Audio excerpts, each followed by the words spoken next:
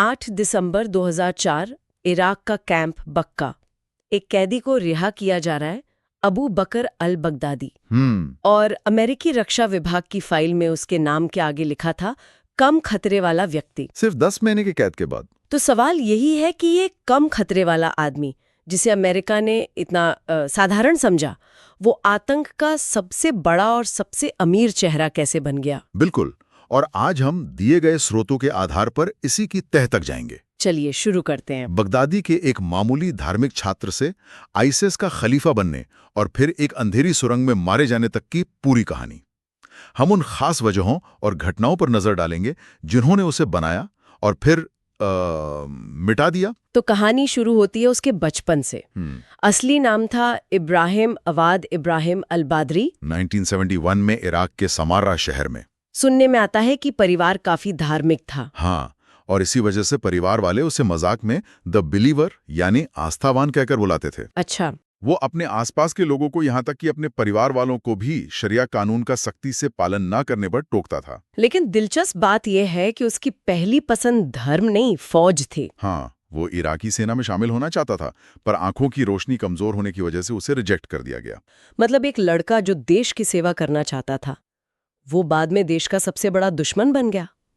तो ये बदलाव आया कहाँ से? ये धार्मिक झुकाव कट्टरता में कब बदला? इसके लिए 2 वजहें थी, एक अंदरूनी और एक बाहरी। अंदरूनी वजह थी उसके अंदर धीरे धीरे पनप रही सलाखी जिहादी विचारधारा। उसे लगता था कि इस्लाम खतरे में है और लोग भटक गए हैं। और बाहरी वजह? वो थी 2003 में इराक पर अमेरिका का हमला। सद्दाम हुसैन की सरकार गिरा दी गई और पूरे देश में एक तरह की अराजकता फैल गई। और इसी अराजकता ने बगदादी जैसे लोगों को एक मकसद दे दिया। सही कहा। अमेरिकी मौजूदगी ने उसकी नफरत को और हवा दी। उसने कुछ साथियों के साथ मिलकर एक छोटा सा आतंकी गुट बनाया, जैश अहल असुन्ना व अल जमा। हाँ, जो अमेरिकी सैनिकों पर छोटे मोटे हमले करता था। यहीं से उसके आतंकी सफर की आप कह सकते हैं शुरुआत हुई। और यहीं से वो अमेरिकियों की नजर में भी आया। 2004 में उसे फलूजा से गिरफ्तार करके कैंप बक्का में डाल दिया गया। और यहाँ कहानी में एक बहुत ही दिलचस्प मोड़ आता है। हाँ, क्योंकि कैंप बक्का कोई आम जेल नहीं थी। बिल्कुल नहीं।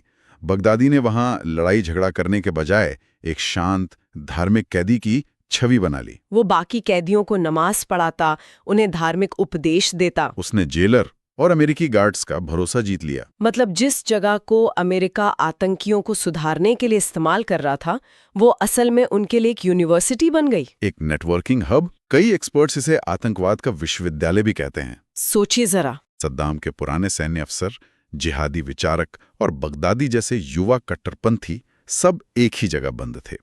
उन्होंने वहां एक दूसरे के हुनर सीखे, संपर्क बनाए और भविष्य के एक खूंखार संगठन की नींव रखी। और इसी धोखे में आकर अमेरिकियों ने उसे सिर्फ 10 महीने में रिहा कर दिया। ये वाकई अमेरिका की एक ऐतिहासिक भूल थी। बहुत बड़ी भूल। तो जेल से बाहर आके उसने क्या किया? बाहर आते ही उसने इराक के उस समय के सबसे खतरनाक आतंकी संगठन अल कायदा इन इराक यानी AQI को ज्वाइन कर लिया। अबू मुसाब अल जरकावी का संगठन। हाँ, जो अपनी क्रूरता खासकर लोगों के सिर कलम करने के लिए कुख्यात था। बगदादी अब एक बड़े खेल का हिस्सा बन चुका था। लेकिन वो तो अभी भी एक छोटा खिलाड़ी ही था। वो इस संगठन के टॉप पर कैसे पहुंचा? किस्मत और कह सकते हैं अमेरिकी ड्रोन ने उसकी मदद की। अच्छा। 2006 में एक अमेरिकी हवाई हमले में जरकावी मारा गया। उसके बाद AQI ने अपना नाम बदलकर इस्लामिक स्टेट ऑफ इराक यानी ISI रख लिया। और संगठन में बगदादी का कद बढ़ने लगा।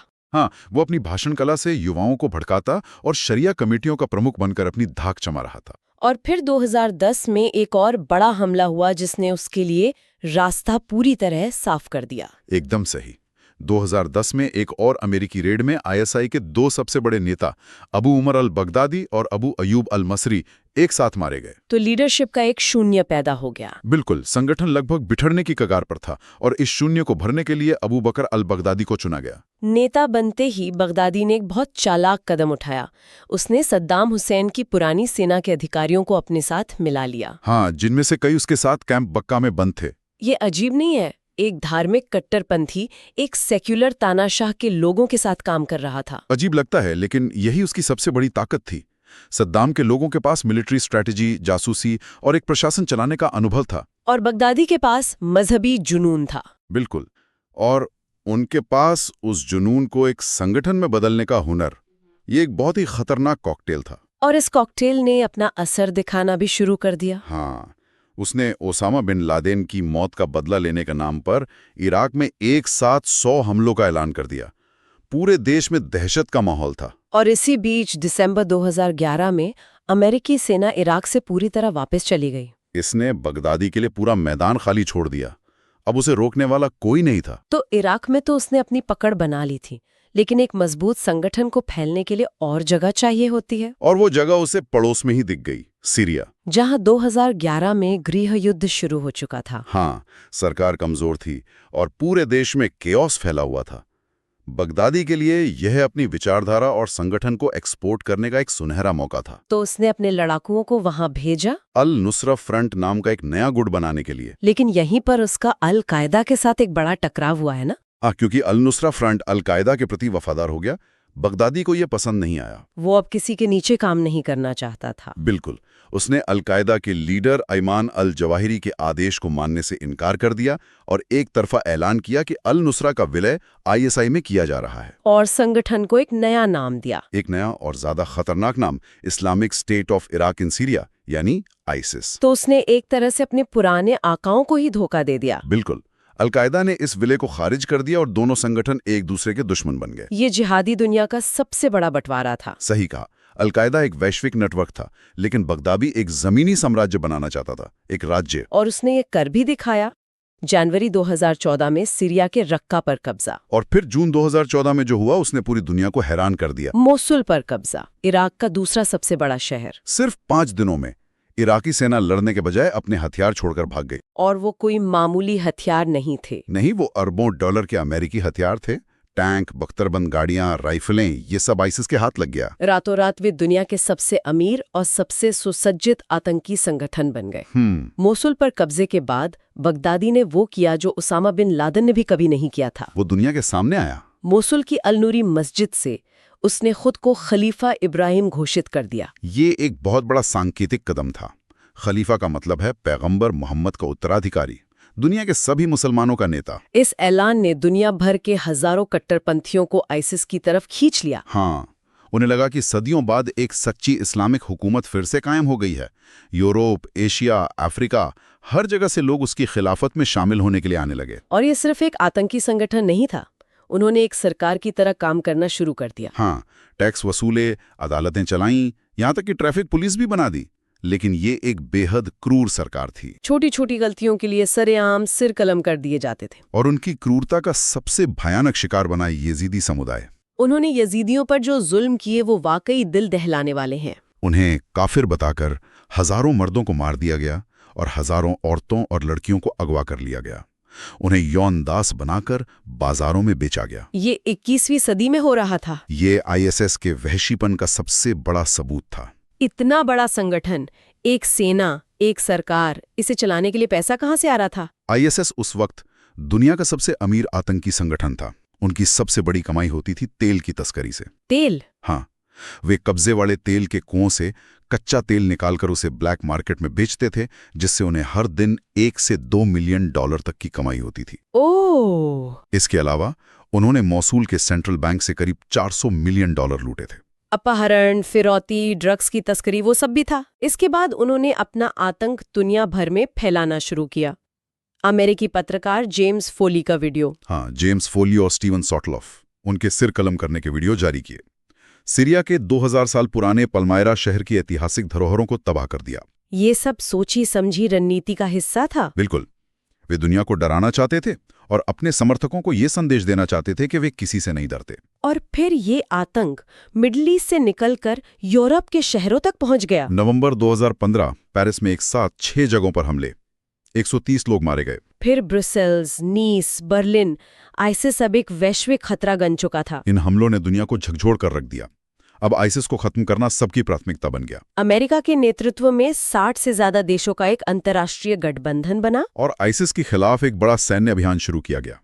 तो इस गठबंधन की स्ट्रैटेजी क्या थी? उनकी स्ट्रैटेजी के 3 मुख्य हिस्से थे। पहला, लगातार हवाई हमले। दूसरा, उनकी आर्थिक कमर तोड़ना। उनके तेल के कुओं, कैश सेंटरों और बैंकों पर बमबारी की गई। और तीसरा, जमीन पर लड़ने के लिए इराकी सेना और सीरियाई कुर्द लड़ाकों को ट्रेनिंग और हथियार देना।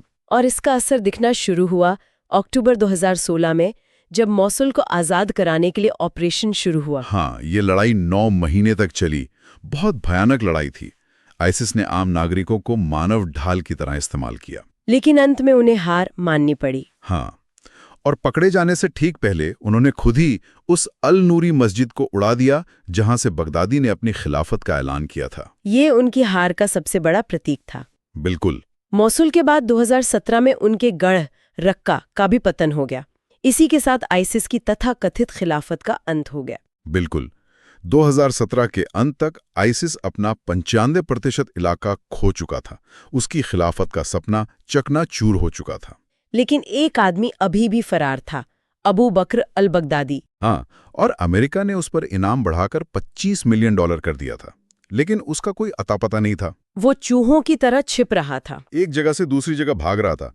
कभी कभी उसके ऑडियो संदेश आते थे, लेकिन वो खुद कहीं नजर नहीं आ रहा था। पर अमेरिकी खुफिया एजेंसियां लगातार उसकी तलाश में थीं और आखिरकार अक्टूबर 2019 में उन्हें एक बड़ी कामयाबी मिली। हाँ, सीरिया के इदलिब प्रांत में उसके एक ठिकाने का पता चला। और फिर 26 अक्टूबर 2019 की रात को ऑपरेशन कायला मुल्लर लॉन्च किया गया। अमेरिकी डेल्टा फोर्स के कमांडो ने 8 हेलीकॉप्टरों में उड़ान भरी और सीधे बगदादी के ठिकाने पर धावा बोल दिया। जबरदस्त गोलीबारी हुई।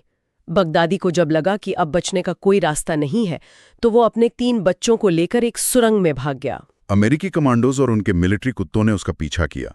जब वो सुरंग के आखिर में फंस गया, तो पकड़े जाने के डर से उसने अपनी सुसाइड वेस्ट में धमाका कर खुद को उड़ा लिया। हाँ, इस धमाके में वो अपने 3 बच्चों के साथ मारा गया।